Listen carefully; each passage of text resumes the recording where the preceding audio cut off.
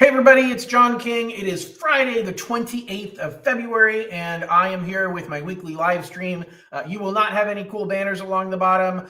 You're getting the low quality camera because the truth is I was in the middle of creating a second studio at my office because I usually do this from my home office, and I cannibalized one of the cables for my nice camera, and I forgot to go pick up the one that I had ordered at Best Buy. So I'm using a laptop camera. It'll work fine for today. The angle's a little bit weird, but that's cool. No big deal. Anyway, lots of exciting things to talk about today. I'm going to dive right in. Interest rates are down. We're seeing rates now in the low sixes, depending upon the circumstances. We've got rates pushing, 6% or lower, depending upon your buying down, depending upon your credit score, the size of your down payment. But basically, we're in the low to mid 6% range. That is super, super news. But I don't want to call it good news because it can actually be pretty bad news depending upon your position. So here's the thing I've been afraid of for a long time, which is as we end up moving forward through this crazy market we've been in over the last few years, we're going to hit a point in time in which interest rates will drop and it will coincide with a big increase in demand and not that big of an increase in supply. And I think that's what we're dealing with. So I have been talking to a lot of buyers over the last few weeks who have been in highly, highly, highly competitive situations where they cannot get an offer accepted. There are multiple offers on lots of properties. Now, I read an article this morning that said the Florida market has gone the opposite direction. And Florida right now is a buyer's market. And there's lots of homes on the market and it's hard to get an offer accepted. And so this is very regional. But what I'm speaking specifically in California, I'm seeing it in Northern California, I'm seeing it in Southern California, but I'm seeing it in some of my clients in other states as well, is we are dealing with a market where the buyers have been waiting and waiting and waiting. And they're finally saying, you know what? Rates have dropped some. That's really good news. This is what I'm waiting for. And the truth is a lot of buyers are ready to come back in the market anyway, even if rates didn't drop, because they're tired of waiting. And they've been waiting for so long and they're frustrated and they're like, you know what? I just want to own a home. And you have no idea how many clients I've talked to recently who have been in that position that, hey, I just want to own. I'm done waiting. Well, you combine that with the fact that interest rates have now fallen into the low sixes in a lot of situations. Again, rates are specific for everybody and they're different in every situation. But generally speaking, everybody's rates gone down by probably 0.5% in the last month. That is super good news if you bought a house a couple of years ago and you want to refinance it. But if you're looking to buy a house, your challenge is that you have a lot of other competition now. And here's what I foresee. I foresee it getting worse as we get further into the spring. I remember, now the last few years have not been this way. Pre-COVID, I remember many a conversation I had with clients in May that said, man, I wish I would have been more aggressive when I was writing offers in February and March because I was afraid to go up by $5,000 on this home because I didn't want to overpay on a property. When the truth is the property value has gone up 20 grand in the last 2 months because people are bidding it up. Historically, now we haven't been in a normal market in 5 years, but historically pre-COVID, you saw most of your price increases between late February and June. And so the market, the biggest increase annually that you ever saw, and it's a lot of markets, the only increase you saw in home prices happened between February and May. And so if you are right now in the market saying, I want to buy a home, and you're saying, man, I'm competing with somebody else and they're $3,000 or $4,000 or $5,000 higher than I am, you need to think about, you know what, do I really want to become a homeowner? And if I do, am I really going to kick myself over a difference of $50 a month in a payment? That's often what the difference is.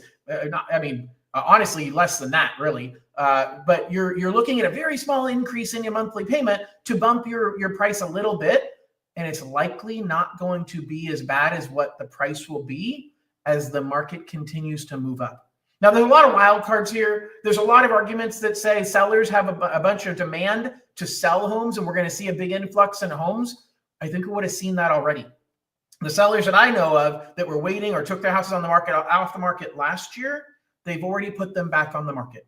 So yes, we're going to continue to get more inventory, but we're also going to have more inventory selling. And so that's the normal process. The question is, are we going to have a big rise in sellers to match the big rise in buyers that we've just seen? And so my focus today is how do you make your offer look better in the eyes of the seller? And so the first one I'm going to start off with is a big one, and it's something called an escalation clause. Now, for my realtors who are listening, some of you are going to say, man, John, why'd you share my secret? Others are going to say, I hate those. Don't ever use it. That's a bad idea. Talk to your realtor about whether they like this idea or not, and whether they think it will work in your market and in your circumstances. But an escalation clause, you as a buyer are saying, hey, I want to write an offer for this home, and it's listed at $500,000. I'm going to offer $510,000. But I'm also writing into my offer the ability to increase my offer automatically up to a certain dollar amount incrementally, not to exceed a cap. So let me give you an example. I am offering $510,000 on this $500,000 home. And I put in an escalation clause that says I will pay $3,000 more than the next highest offer, not to exceed $540,000. So what that means is if somebody else writes an offer right after you and they offer $515,000, then your offer automatically escalated to $518,000.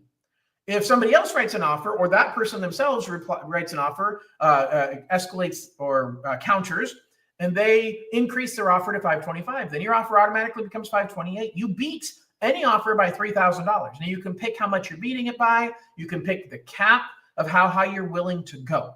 So you're automatically going to be in the lead, assuming that nobody goes up to your cap. So you can draw a line at the top.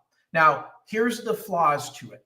First of all, you just showed the seller how much you're willing to pay. So some listing agents are going to say, you know what? I'm countering you right away at $540,000. So now you've got a problem because you've basically said you're willing to pay up to $540,000 for this home. And some listing agents are going to say, I don't play that game. So if you're going to tell me that you're willing to spend $540,000, I'm just going to issue you a counteroffer saying I'm countering at $540,000. And then it's your choice to reject that or to proceed or to counter again. Some realtors are going to use that against you. Others are not. So here's a second thing you got to worry about. You have to worry about the fact of, do you really have a competing offer? Technically, that realtor could go get a friend to write an offer for $537,000, knowing that you automatically got to $540,000, and they just maxed out your offer automatically, and you'd never know it was their friend that wrote that offer. So there's some ethical issues here, but an escalation clause is something that if you really want a home and you really want to make sure that you get the home, an escalation clause is one way to make your offer really, really aggressive. Another thing you want to think about is contingencies. So contingencies are things like, I'm contingent upon the home appraising for the price I'm buying the home for.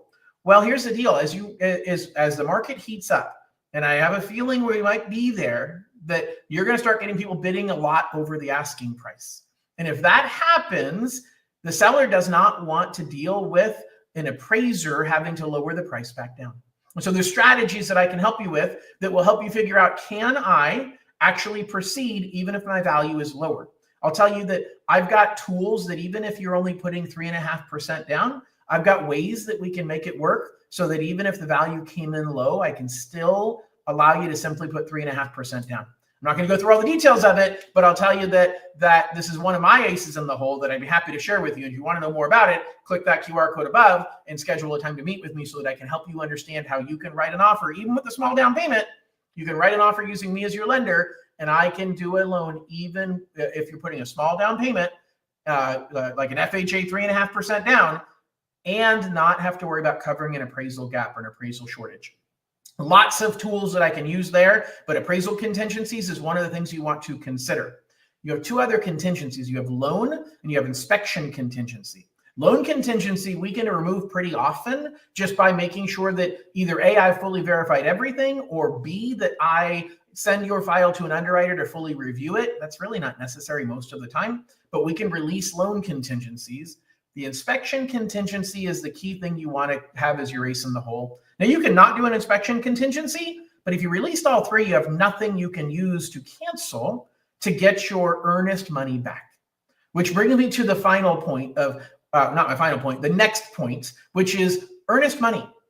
Your earnest money is an indicator to the seller of how serious you are, and it's an indicator to the seller of how well qualified you are. Now, it isn't the truth. You could put down $50,000 in earnest money, even though you're only putting down 3.5% of the purchase price, and you can actually get some of that earnest money back. What the earnest money is it's almost an emotional thing to the seller that says, wow, this person is super serious about buying my home because they put a big earnest money deposit. Well, guess what? As long as you have a contingency that you can back out of, you get all the money back, whether you put down $3,000 or $30,000. So if you have the means to put a larger earnest money deposit, that in and of itself can sometimes be enough to push your offer over other people's offers. The final thing is the details of your offer. You want to make sure that you've got a good realtor who understands how to write the purchase agreement, because the more thorough the purchase agreement is filled out properly, the more comfortable the seller's realtor, the listing agent is in working with you as a realtor. But the other piece is who pays for what? Like you're willing to go higher in purchase price, but you're asking the seller to pay for the home warranty, you're asking the seller to pay for all of the title and escrow fees. That seems pretty counterintuitive, because the fact is you want the seller to pick your offer over other offers. And one really important way to do that is to say, hey, not only am I giving you a really good price, which has to do with whether the home appraises or not, but I'm also covering all of the other costs that some other buyers may require you to cover. And covering those costs, like being the buyer and paying all of the title fees, paying all of the escrow fees, paying the home warranty, paying the transfer tax. Well, guess what? Those things aren't built into the appraised value. So you get to increase the net dollar amount to the seller without having them worry about whether the appraisal comes in higher. You also want to think about who's paying for your real estate agent. This is the market that the changes last fall can become a bigger differentiating factor. Okay. And this is not good news for people who have a small down payment, because you're going to be competing with people who will say, hey, I'm just going to pay for my own realtor. And people with small down payment, a lot of you don't have the money to pay for your down payment and your closing costs and pay for the realtor. So this is where you need to be aggressive in figuring out how can you make your offer look the best. Sometimes it's about money. Sometimes it's about terms. Sometimes it's about the lender you pick. Yes, I'm being super self-serving right now, but it does matter having a lender that is articulate, is well-educated in the industry, and well-regarded within the industry. Your lender, me hopefully, is a big key to making the difference between two offers that are very, very similar. I reach out to the listing agent as soon as your agent notifies me they sent an offer. And I proactively talk to them about the strength of your offer, the strength of me as a lender, and how we can help get their seller their goal of getting their home sold. So it's really, really important that you think about those factors when you're in this competitive market, because unless interest rates pop back up, which if they do, I think we're going to see a slowing of this hot market, but not a huge slowing. I think we're going to see a hot spring anyway, because so many people are tired of waiting. So many people are sitting on the sidelines. A lot of my clients have been saying that they're ready to make the purchase happen. And now is the time that they're going to do it. It's literally been 5 years since somebody's been able to easily purchase a home, because we had the 2 years of COVID that prices were taken off and rates were super low. And then we've had the last 3 years. 3 years, 2022, 2023, and 2024, that we had prices going up, or staying stable, I should say, but interest rates going up. And that's created a challenging market that people are just tired of sitting on the sidelines. And so I believe that we are heading into, or we're in, a highly competitive market, and you need to rethink your strategy. So if you want to set up a one-on-one call with me to talk about that, scan that QR code above. We can get you connected and help you to create a strategy that's going to work well for you. So gang, if you have any questions, feel free to post them into chat. I'll always get back to you if you miss the live stream. I just appreciate all of you listening. I look forward to taking great care of you in this market, and I hope you have an absolutely wonderful weekend. We'll talk to y'all soon. Bye-bye.